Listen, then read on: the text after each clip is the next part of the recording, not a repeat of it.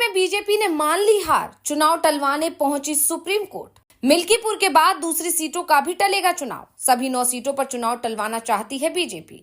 विधानसभा उपचुनाव में इंडिया गठबंधन दिख रहा है मजबूत।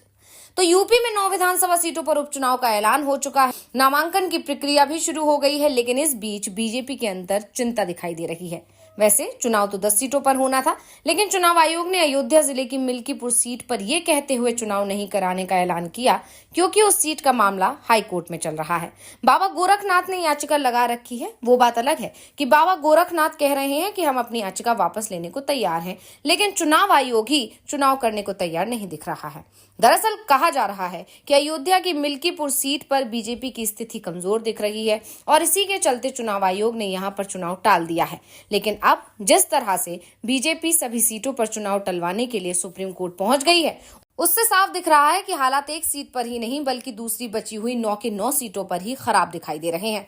तो आखिर क्यों बीजेपी चुनाव टलवाने पहुंच गई चुनाव आयोग, इसी पर हम करने जा रहे हैं इस रिपोर्ट में बात। वीडियो को आखिर तक जरूर देखें। यूपी में बीजेपी और उसकी सहयोगी पार्टी आरएलडी ने 9 सीटों पर होने वाले उपचुनाव को टलवाने के लिए सुप्रीम कोर्ट में एक याचिका दायर कर दी है। बता दें कि इन 9 सीटों पर जो चुनाव हैं वो आगामी 13 नवंबर को होने वाले हैं।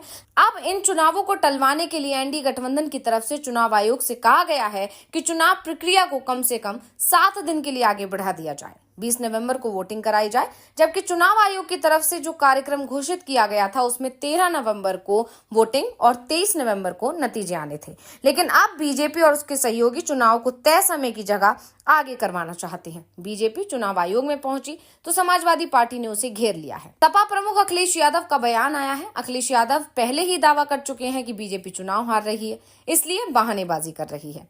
वहीं मिल्कीपुर सीट का चुनाव टलवा दिया। आगे आगे देखो होता क्या है, और जो हो रहा है उससे बीजेपी की चिंता दिखाई दे रही है। सवाल उठ रहे हैं कि बीजेपी जो मांग चुनाव आयोग से कर रही है और जो तर्क दे रही है, उसमें नुकसान सिर्फ एनडीए को ही नहीं होना है, इंडिया गठबंधन को भी हो सकता है, और शायद इसीलिए बीजेपी चुनाव टलवाना चाहती है। वैसे भी जो तर्क दिए जा रहे हैं वो बहुत मजबूत नहीं दिख रहे हैं, लेकिन जैसा कि विपक्ष लगातार आरोप लगा रहा है कि सरकार के दबाव में चुनाव आयोग काम कर रहा है, ऐसे में बीजेपी ने अगर मांग की है तो चुनाव आयोग तारीखों में बदल भी सकता है, क्योंकि अभी तक जब हरियाणा चुनाव के दौरान बीजेपी ने ये गुहार लगाई थी कि तारीख बदली जाए मतदान की, तो चुनाव आयोग ने आखिरकार तारीख बदल दी थी। ऐसे में अब जब यूपी में उपचुनाव होने हैं और उसकी तारीख बदलवाने के लिए चुनाव आयोग पहुंच गई है बीजेपी, तो हो सकता है इस बार भी तारीख बदल दी जाए।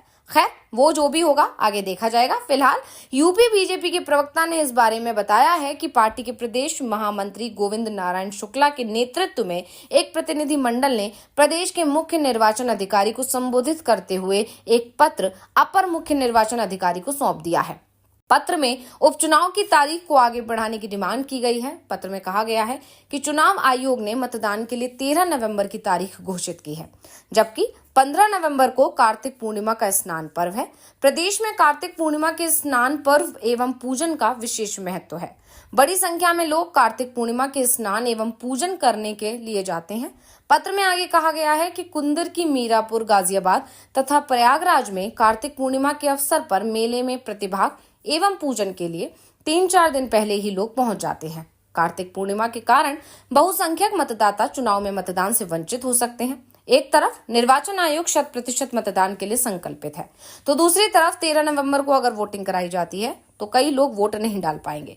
ऐसी स्थिति में कार्तिक पूर्णिमा के कारण उपचुनाव में मतदान प्रतिशत कम हो सकता है, इसलिए उपचुनाव की तारीख 13 के बजाय 20 नवंबर को करना ठीक होगा।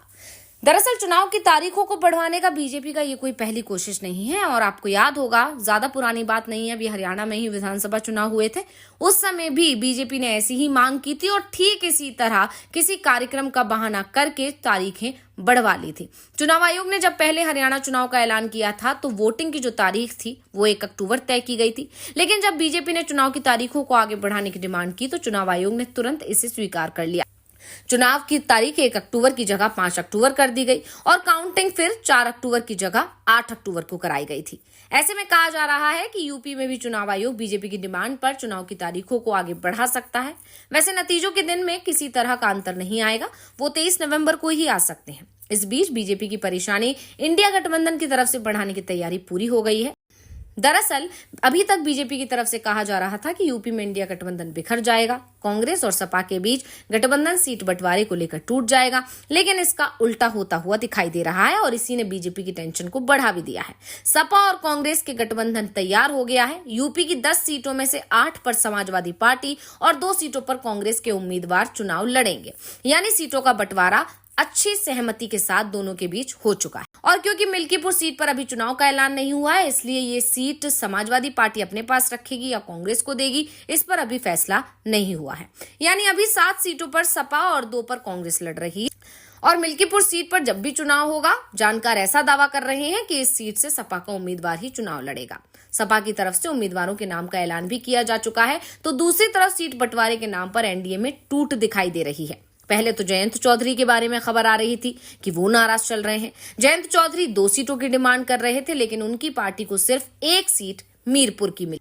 वहीं दूसरी तरफ एनडीए के दूसरे सहयोगी संजय निषाद भी नाराज हैं, क्योंकि उनकी पार्टी को बीजेपी ने 1 भी सीट नहीं दी है, जबकि संजय निषाद भी 2 सीटों की डिमांड कर रहे थे। ऐसे में साफ है कि यूपी में एनडीए बेहद बड़ी मुश्किल में फंसता दिखाई दे रहा है। एक तरफ मजबूत इंडिया गठबंधन है, तो दूसरी तरफ बिखरता हुआ एनडीए नजर आ रहा है। एक तरफ लोकसभा चुनाव में मिली जीत के बाद से उत्साहित इंडिया गठबंधन के कार्यकर्ता हैं, तो दूसरी तरफ हार से हताश दिखाई दे रही बीजेपी के कार्यकर्ता दिखाई दे रहे हैं। साथ ही यूपी के सीएम योगी आदित्यनाथ भी दबाव में दिखाई दे रहे हैं, क्योंकि उन्हें एहसास है कि अगर उपचुनाव में भी हार मिलती है तो फिर उनकी लोकप्रियता पर भी सवाल खड़े हो जाएंगे। यानी हर तरह से अभी एनडीए बहुत मुश्किल में नजर आ रहा है। और जैसे कि मैंने कहा, सबसे ज्यादा टेंशन में इस वक्त सीएम योगी हैं, क्योंकि कहीं ना कहीं योगी के जो विरोधी हैं, उन्होंने लोकसभा चुनाव में बीजेपी के जो नतीजे रहे यूपी में, उसका पूरा का पूरा ठीकरा सीएम योगी के माथे मर दिया था। और कहीं ना कहीं इस तरह के विरोध शुरू हो गए थे कि अब इन्हें कुर्सी से हटा देना चाहिए। ये मामला दिल्ली तक पहुंचा, लेकिन अंदर खाने से खबर आई कि अभी आलाकमान ने योगी को उपचुनाव तक का समय दिया है। उपचुनाव में बीजेपी कैसा प्रदर्शन करती है, उस पर निर्भर करेगा कि सीएम योगी सीएम बने रहेंगे या नहीं। तो इसी वजह से सीएम योगी की चिंता अभी सबसे ज्यादा बढ़ी हुई है। तो ये जानकारी आपको कैसी लगी, हमें कमेंट करके अपनी राय जरूर दीजिएगा। इसी के साथ इस वीडियो को लाइक करें, वीडियो को शेयर करें और हाँ, चैनल को सब्सक्राइब करना ना भूलें। धन्यवाद।